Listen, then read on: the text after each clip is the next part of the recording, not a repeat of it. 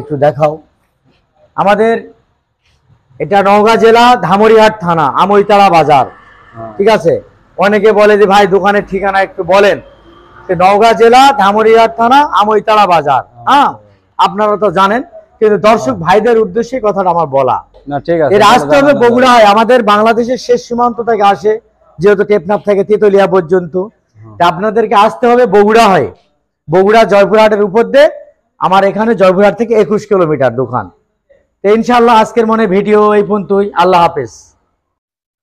এটা একটা সর্বোচ্চ একটা ভালো গাড়ি, অনেক বড় দামি গাড়ি। আর এটা বড় গাড়ি, যেহেতু সামনে দিকে 12 চাকা লাগা আছে,